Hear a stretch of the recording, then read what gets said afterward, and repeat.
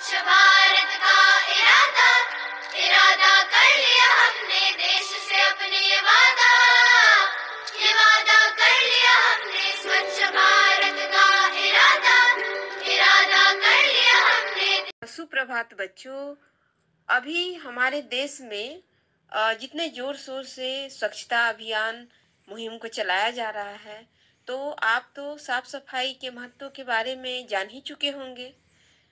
और बच्चों, आज हमारा विश्व इतनी बड़ी महामारी की चपेट में आ गया है, तो ये भी कहीं न कहीं साफ सफाई के अभाव में ही फैली है। स्वच्छता अभियान है, तो ये 2 अक्टूबर 2014 से इसे शुरू किया गया। ठीक है, 2 अक्टूबर से ही इसे क्यों शुरू किया गया? क्योंकि 2 अक्टूबर को हम लोग गांधी जी के जन्म दिवस के रूप में मनाते हैं। इस दिन गांधी जी का जन्म हुआ था।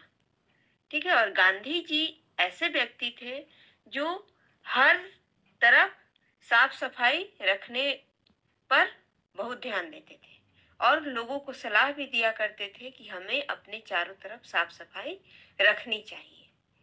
और कहीं भी वो किसी चीज को साफ करने में शर्म महसूस नहीं करते थे। और आज जो हम पाठ पढ़ने जा रहे हैं, तो उसमें गांधी जी के द्वारा किए गए उन्हीं सब कार्यों के बारे में पढ़ेंगे। ठीक है बच्चों, जिस पाठ को हम लोग पढ़ने जा रहे हैं, उस पाठ का नाम तो नौकर है, के बारे में पढ़ेंगे। ठीक है बच्चों, जिस पाठ को हम लोग पढ़ने जा रहे हैं, उस पाठ का नाम तो नौकर है, लेकिन इसमें खुद स्वयं सभी कार्यों को करने की सलाह दी गई है। गांधी जी साफ सफाई का ध्यान तो रखते ही थे, साथ ही वो ये भी सलाह दिया करते थे कि हमें अपने काम के लिए या किसी भी काम के लिए किसी दूसरे पर निर्भर नहीं होना चाहिए। हमें अपने काम स्वयं कर लेने चाहिए। और कोई भी काम छोटा या बड़ा नहीं होता है, इसलिए किसी भी काम को कहीं भी करने में हमें शर्म महसूस नहीं करनी चाहिए। और इसी बात को उन्होंने इस पाठ में समझाया है। ये जो पाठ है नौकर, ये अन्नू बंदोपाध्याय द्वारा लिखा गया है। अन्नू बंदोपाध्याय जो थी, स्वतंत्रता आंदोलन के साथ साथ सामाजिक कामों में भी गांधी जी की अभिन्न सहयोगी रही। उन्होंने collected workers of Mahatma Gandhi के संपादन के अलावा कस्तूरबा ट्रस्ट के साथ भी काम किया। बहुरूप गांधी में लेखिका ने गांधी जी की दिनचर्या के उन कार्यों को रोचकता से लिखा है जिन्हें गांधी खुशी से करते थे। गांधी जी केवल राष्ट्रपिता और स्वाधीनता के निर्माता ही नहीं थे, उनके जीवन के हर प्रसंग से कुछ न कुछ सीखा जा सकता है। गांधी जी के स्वावलंबन तथा उनके सेवा भाव का चित्रण उनके जीवन की घटनाओं को ही उदाहरण के रूप में लेते हुए किया गया है। गांधी जी जब बैरिस्टर थे तथा हजारों रुपए कमाते थे, तब भी वे आटा पीसना आदि नहीं करते थे। बच्चों, उस समय चक्की द्वारा आटा पीसकर तैयार किया जाता था और उस समय गांधी जी बैरिस्ट्री मतलब वकालत, उससे हजारों रुपए कमाते थे, लेकिन फिर भी आटा पीसना उन्होंने नहीं छोड़ा। वो प्रतिदिन सुबह उठ करके सबसे पहले चक्की में गेहूं को पीस करके आटा तैयार करते थे। उनके आश्रम में भी आटा पीसना, सब्जी छीलना, बर्तन साफ करना, भोजन परोसना, भंडारे का काम संभालना आदि छोटे छोटे कार्य भी वे बड़ी प्रसन्नता से करते थे। उन्हें लोगों के सामने शारीरिक श्रम करने में भी कोई शर्म न आती थी। आश्रम में रसोई के बर्तन आदि धोने का काम भी वे करते थे। खूब चमकदार साफ बर्तन उन्हें संतोष देते थे।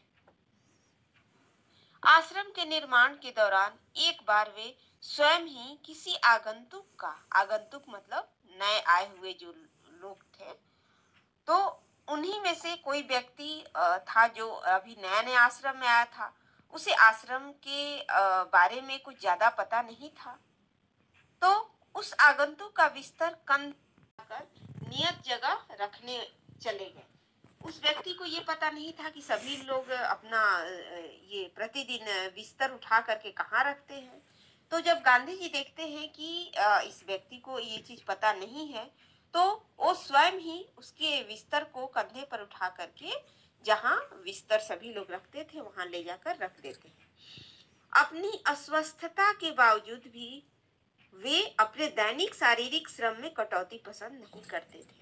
वे मानते थे कि जब तक बिल्कुल लाचारी न हो, व्यक्ति को अपने रोज के काम स्वयं ही करने चाहिए। हर प्रकार का काम करने की उनमें अद्भुत क्षमता और शक्ति थी, चाहे वह युद्ध में घायलों को स्ट्रेचर पर मीलों ढोना हो, चाहे आश्रम के कुएं से अस्वस्थता में भी करना हो, चाहे मीलों पैदल चलना हो, चाहे अपने थके हुए साथियों के लिए नाश्ते का प्रबंध करना हो, वह थकान का नाम भी नहीं जानते थे।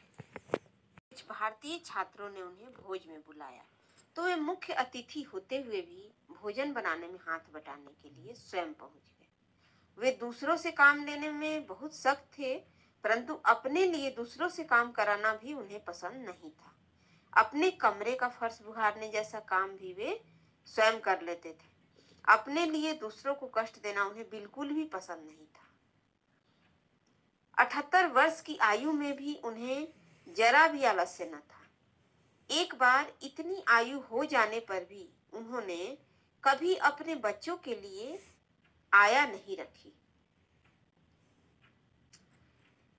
एक बार उन्होंने अपने मित्र की पत्नी श्रीमती पोलक के बच्चों को अपने साथ 15 दिन तक सुलाया, ताकि वह माँ का दूध पीना छोड़ दे तथा उसकी माँ के स्वास्थ्य में सुधार हो जाए। उनमें सेवा भाव तो कुट-कुट कर भरा ही था।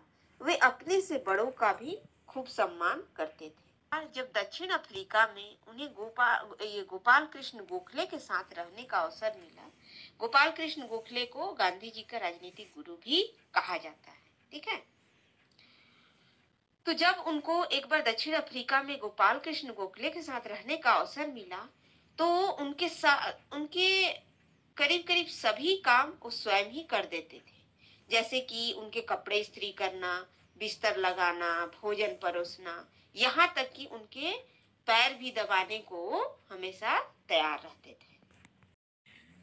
गांधी जी अफ्रीका से भारत आने पर कांग्रेस के अधिवेशन में गए, ठीक है।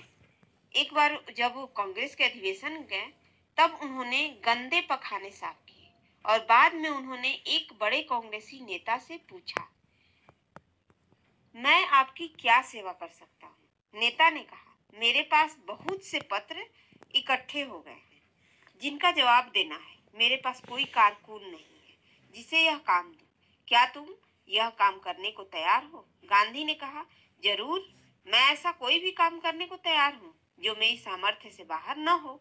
यह काम उन्होंने थोड़े ही समय में समाप्त कर डाला और इसके बाद उन्होंने उन नेता की कमीज के बटन आदि लगाने और उनकी अन्य सेवा का काम भी खुशी से किया। जब कभी भी आश्रम में किसी सहायक को रखने की आवश्यकता होती थी, तब गांधी किसी हरिजन को रखने का आग्रह करते थे, ठीक है, हरिजन। उनका कहना था, नौकरों को हमें वेतनभोगी मजदूर नहीं, अपने भाई के समान मानना चाहिए। इसमें कुछ कठिनाई हो सकती है, कुछ चोरियां हो सकती है, फिर भी हमारी कोशिश सर्वथा निष्फल नहीं जाएगी। उन्हें यह मालूम ही न था कि किसी को नौकर की भांति कैसे रखें। एक बार भारत की जेल में उनके कई साथी कैदियों को उनकी सेवा टहल का काम सौंपा गया। एक आदमी उनके फल धोता या काटता, दूसरा बकरियों को दूध दूहता, तीसरा उनके निजी नौकर की तरह काम करता और चौथा उनके पखाने की सफाई करता था।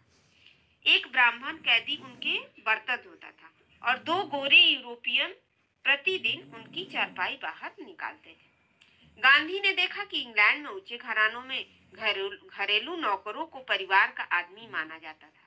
एक बार एक अंग्रेज के घर से विदा लेते समय उन्हें यह देखकर खुशी हुई कि घरेलू नौकरों का उनसे परिचय नौकरों की तरह नहीं बल्कि परिवार के सदस्य के समान कराया गया। एक बार एक भारतीय सज्जन के यहाँ काफी दिनों तक ठहरने के बाद गांधी जब चलने लगे, यह देखकर खुशी हुई कि घरेलू नौकरों का उनसे परिचय नौकरों की तरह नहीं बल्कि परिवार के सदस्य के समान कराया गया। एक बार एक भारतीय सज्जन के यहाँ काफी दिनों तक ठहरने के बाद गांधी जब चलने लगे तब उस घर के नौकरों से उन्होंने विदा ली और कहा, मैं कभी किसी को अपना नौकर नहीं समझता, उसे भाई या बहन ही माना है और आप लोगों को भी मैं अपना भाई समझता हूँ। आपने मेरी जो सेवा की उसका प्रतिदान देने की सामर्थ्य मुझ में नहीं है। प्रतिदान मतलब कि अगर कोई आपका कोई काम करता है तो उसके बदले कुछ करना, लेकिन ईश्वर आपको इसका पूरा फल देंगे। तो हमारा ये नौकर पाठ जो है यही खत्म होता है और इस पाठ से हमें यह शिक्षा मिलती है कि हमें सबसे पहले तो हमें अपने चारों तरफ सफाई रखनी चाहिए और दूसरों को भी यह सलाह देनी चाहिए कि हमें जितना भी हो सके हमें साफ सफाई का ध्यान रखना चाहिए। और दूसरी बात कि हमें अपने काम के लिए, हमें अपने स्वयं के काम के लिए किसी दूसरे पर निर्भर नहीं होना चाहिए, हमें अपना काम स्वयं करना चाहिए। और तीसरी बात कि अगर हम नौकर अपने घर में रखते भी हैं, हमें नौकर रखने की आवश्यकता भी पड़ती है, तो हमें नौकरों को नौकर की तरह नहीं बल्कि अपने घर के एक सदस्य की तरह रखना चाहिए। ठीक है।